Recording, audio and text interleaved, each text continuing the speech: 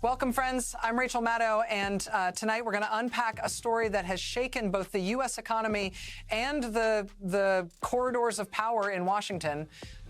It's a story about legal authority, executive overreach, economic consequences, and the ripple effects that reach every American household. The Supreme Court has just ruled against former President Trump's tariffs, and the implications are enormous, both politically and economically. From Wall Street to Main Street, no one will be untouched by what this decision means. The case centers on the Trump administration's use of executive authority to impose tariffs on billions of dollars worth of imported goods. These tariffs were controversial from the start, sparking trade wars, consumer backlash, and intense debate in Congress. Proponents hailed them as protection for American workers' industries. Critics warned of inflation, higher costs, and retaliation from international partners. And now, after years of litigation, the nation's highest court has drawn a line in the sand. This is not just a legal technicality. It's a profound rebuke of unilateral executive power. The Supreme Court's decision underscores that even the president is bound by the Constitution and federal statutes. The ruling invalidates billions of dollars worth of tariffs, potentially forcing the government to refund fees collected from companies and consumers, and sending shockwaves through supply chains that have been recalibrated over years of trade tension, and the timing is critical. We are living in a moment of economic fragility, rising inflation, market uncertainty, and an electorate sensitive to price spikes at the grocery store and the gas pump. When the Supreme Court acts to block a major economic policy, it doesn't just impact corporations and investors. It impacts families, consumers, and communities nationwide. That's why tonight we will go beyond the headlines to explain the legal reasoning, the economic consequences, and the political fallout, including how figures like Warren Buffett are reacting to what this means for investors and the economy. This story is also a window into the broader questions of governance in America.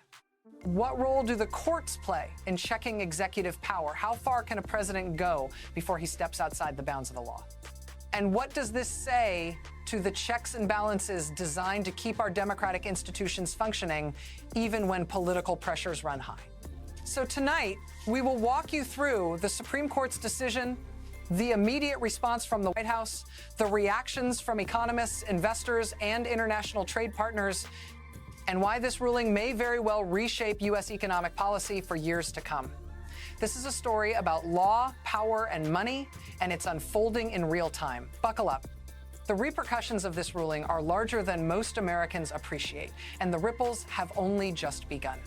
The Supreme Court's ruling against former President Trump's tariffs is not simply a legal decision, it is a seismic event in American governance, trade, and politics.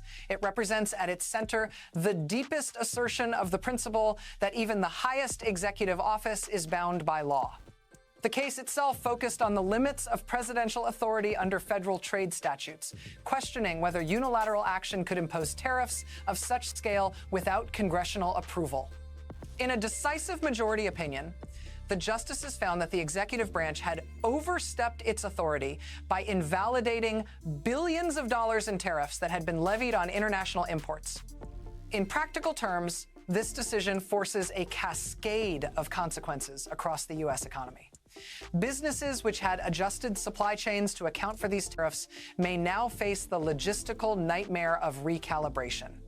Companies which have already paid these tariffs are now potentially entitled to refunds, and the process of reimbursing billions of dollars is already generating bureaucratic friction at the Treasury Department. For consumers, the ramifications are equally immediate. Products which had become more expensive due to these tariffs, electronics, appliances, industrial materials, and even some consumer goods, may see price reductions, but only after complex market adjustments. And within the White House, the reaction was immediate and chaotic. Officials scrambled to interpret the decision, with some senior advisors reportedly urging a careful, measured public statement to avoid further market instability. Others, less concerned with optics and more with preserving political narratives, pushed for rhetoric, emphasizing external factors or judicial activism as the cause of economic uncertainty. The tension between presenting a unified front and managing internal disagreements is emblematic of the broader challenges that administrations face when policy decisions are struck down by the courts. It is a delicate balance, demonstrating adherence to the rule of law while mitigating the appearance of weakness or mismanagement. Economists and financial analysts have been quick to weigh in. The removal of tariffs could bring short-term relief and import-heavy industries, various reports note, but the overall economic picture is decidedly more complex. Companies that had invested in alternative supply chains relying on tariff-induced incentives to produce domestically or source from different countries now face a strategic recalibration. The ruling disrupts business projections and long-term planning, and for multinational corporations, it raises questions about risk management, compliance, and contractual obligations.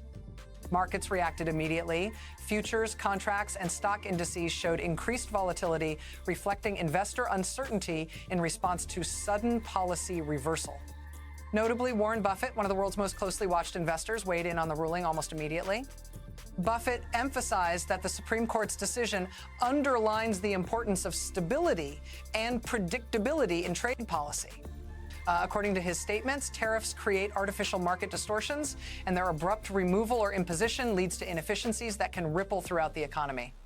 Investors and corporations alike rely on clear, consistent rules for trade. When those rules shift unexpectedly, even with good intentions, market confidence wavers.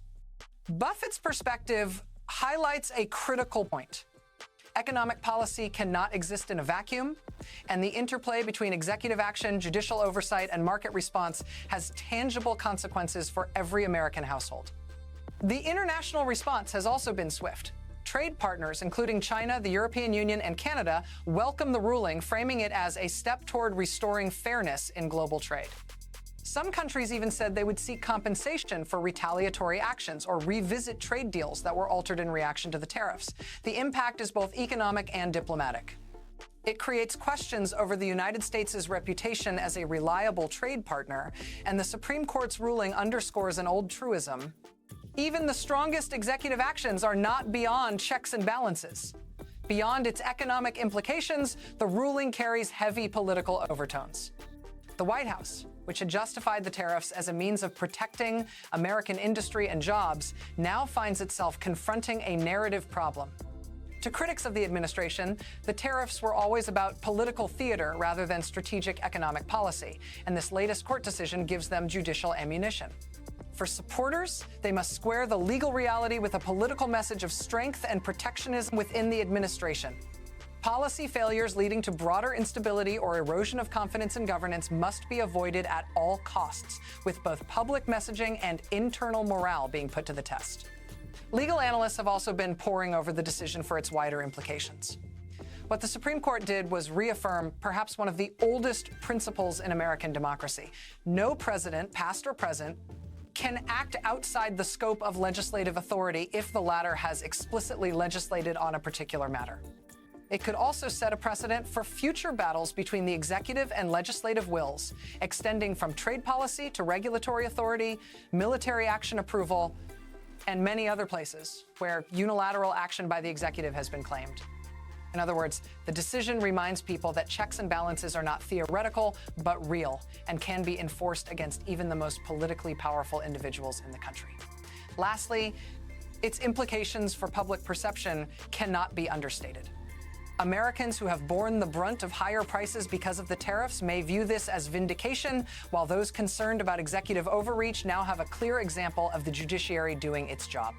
Public confidence in both government and institutions may be influenced not only by the immediate economic effects, but also by the broader message that accountability matters and the structures designed to protect citizens and ensure fairness still function even under political pressure.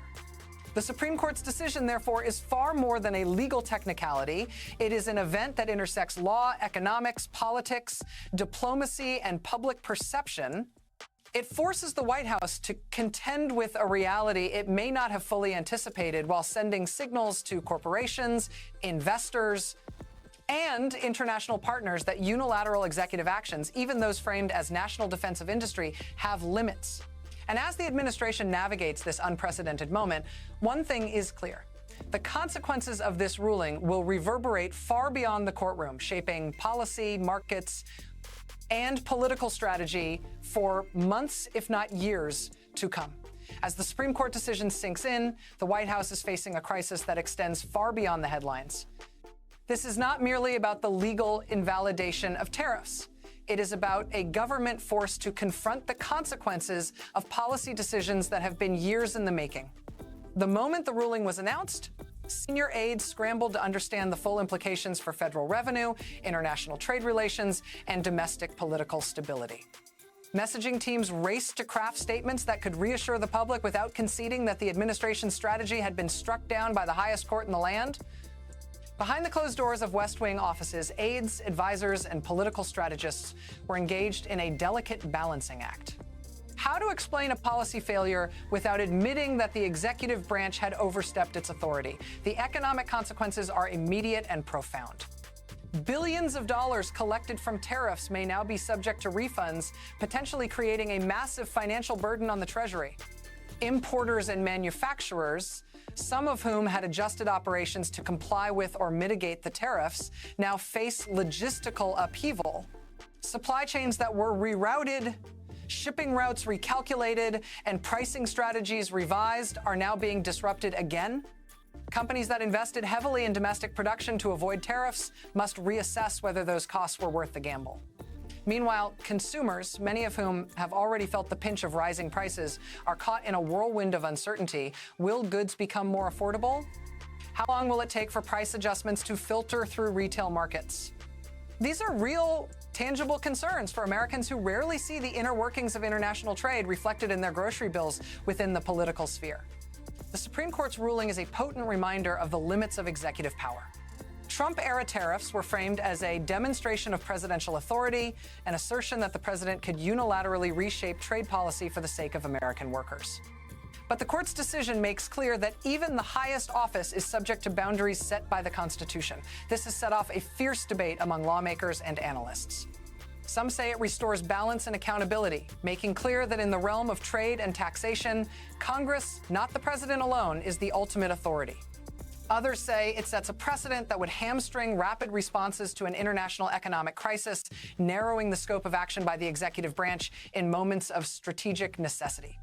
Investors in the financial world are closely watching the fallout. An abrupt invalidation of tariffs introduces market uncertainty affecting equities, bonds, and commodity prices. Industries that had benefited from tariffs, steel, aluminum, and some consumer goods, may face renewed competition from imports, reducing margins and rewriting forecasts for employment.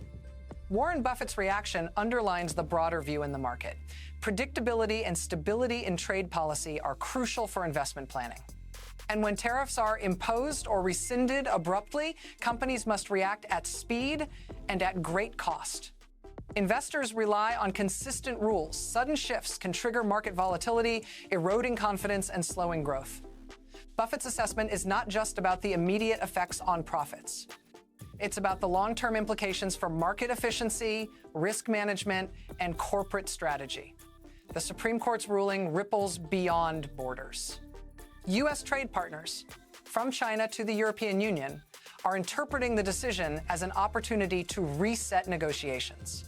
Countries that had faced punitive tariffs now have a platform to demand compensation, revise bilateral agreements, or adjust trade practices in ways that could disadvantage the United States. Allies and adversaries are closely watching how American trade policy can be challenged and how judicial oversight may constrain executive flexibility. The message is crystal clear. Unilateral trade action, even if framed as protecting domestic interests, is legally precarious and diplomatically complicated. Adding another layer of complexity is public perception. Americans who have seen higher prices due to the tariffs on electronics, household goods, and industrial material may view this ruling as a victory. It underlines concerns that the tariffs function more as a political tool than as effective economic strategies. Still, parts of the populace that supported these tariffs may feel frustrated or even betrayed by the Supreme Court's ruling as standing in the way of protecting jobs and industries at home. The administration must navigate this fragmented public opinion with care, balancing reassurance for those economically impacted with political messaging that does not alienate supporters. The White House's internal response has been one of tension and urgency.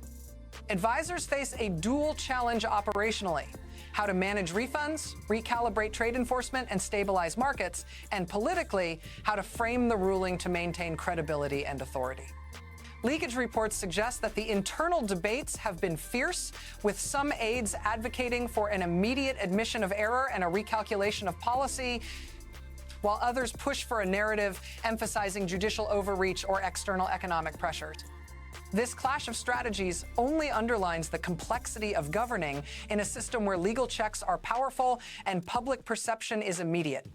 The media and financial analysts are weighing in on the broader significance. Beyond tariffs, the ruling raises questions about the role of executive authority in economic crisis, national security, and trade enforcement. If unilateral presidential action is now more constrained, future administrations may need to navigate a more deliberate, legislatively dependent path, potentially slowing responses to international crisis or geopolitical challenges.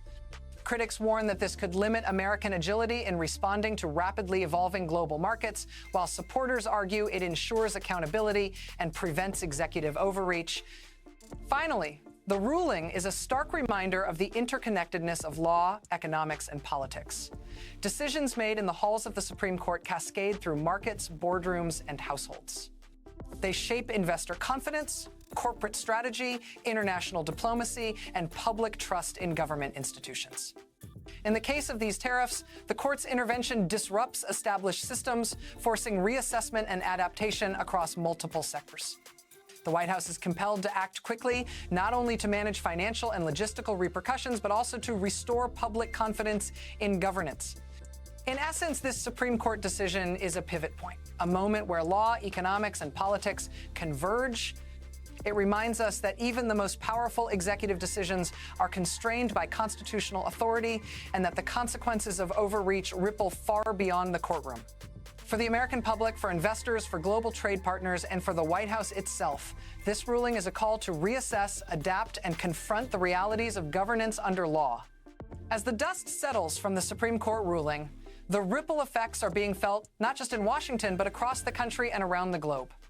The White House's internal scramble is only the first layer of a complex story, one that extends to industries, financial markets, international relations, and everyday Americans who are suddenly questioning the stability of policy and leadership.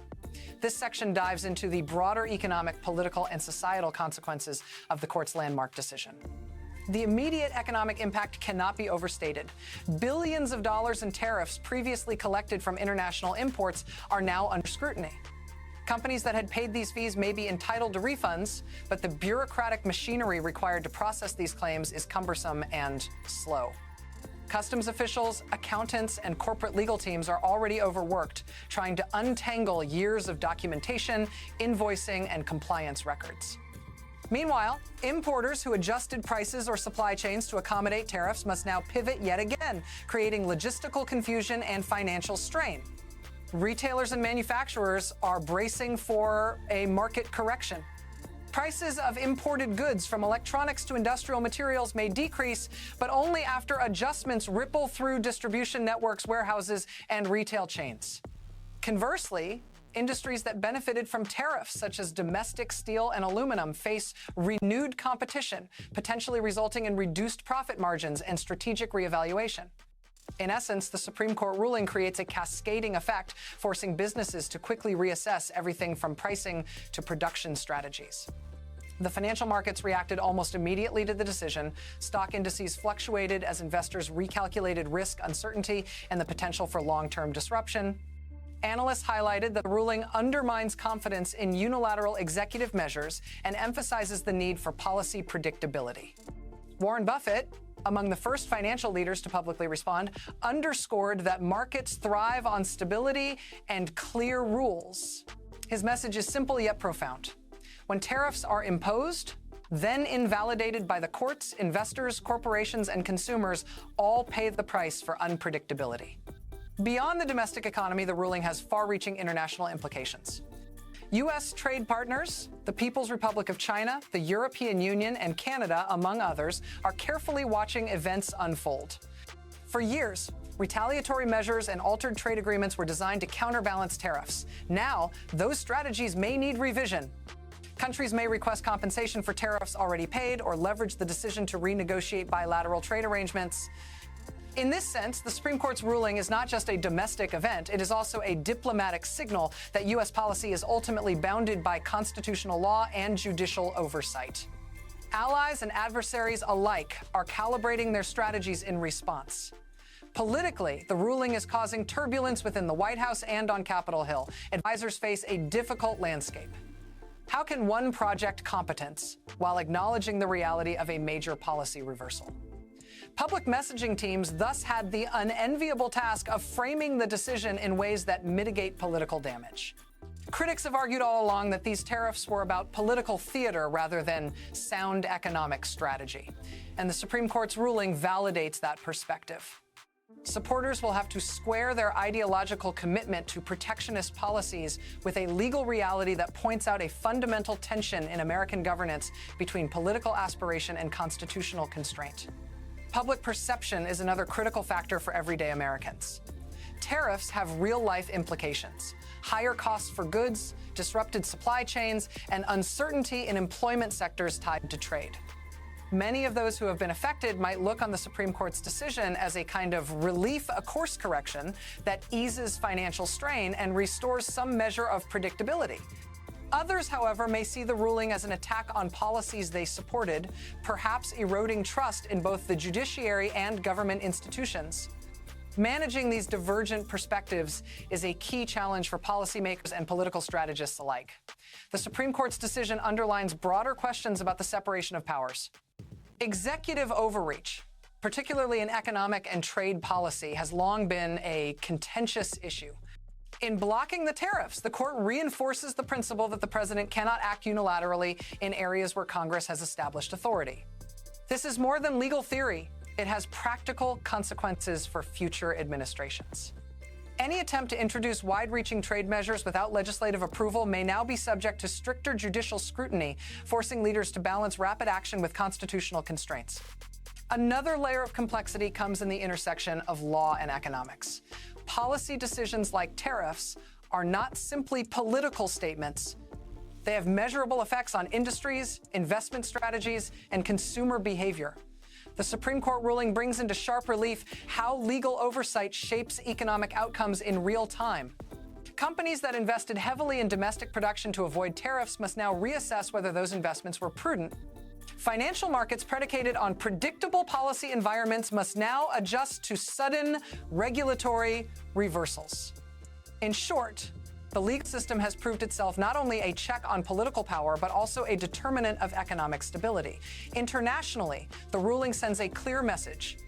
U.S. trade policy is subject to judicial review, and foreign partners can anticipate a more legally constrained approach to unilateral executive action.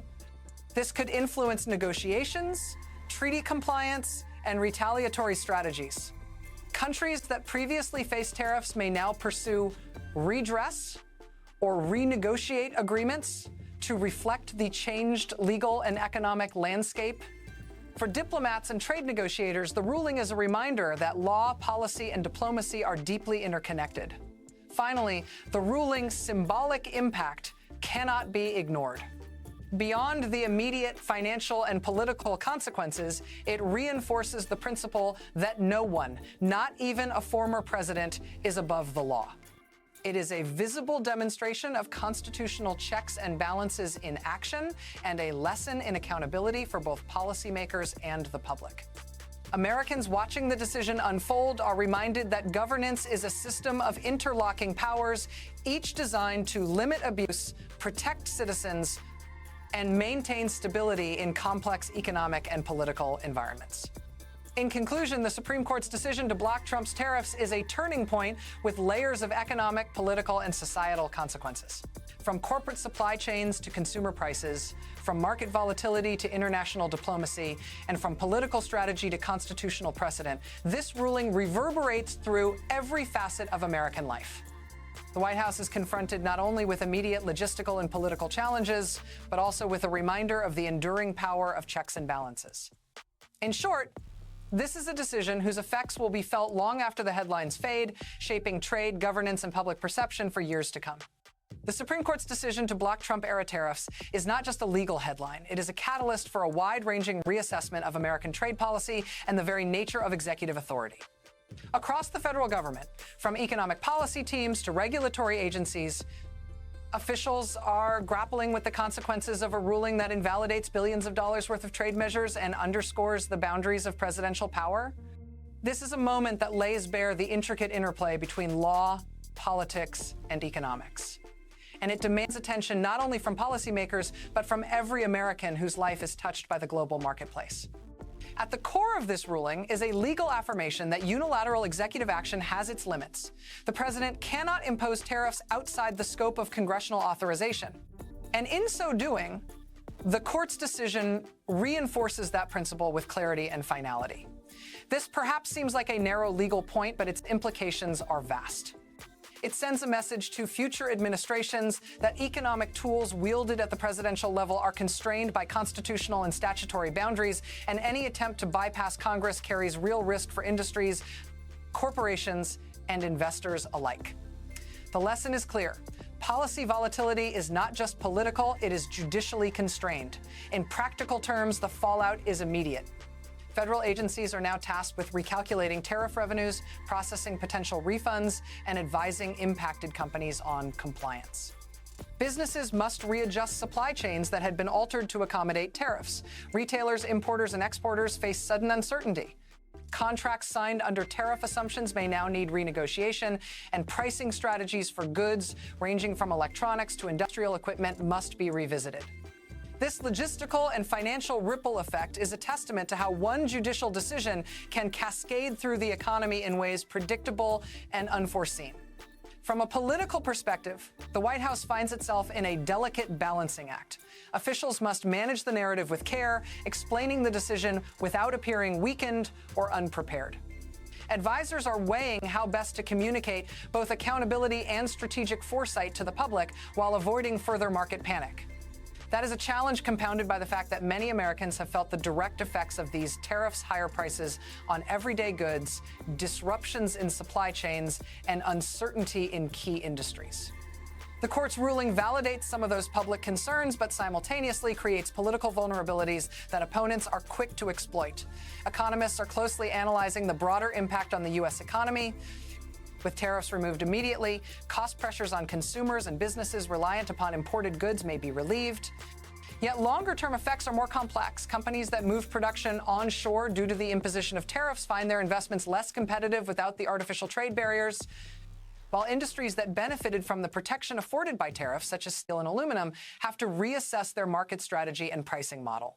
Financial markets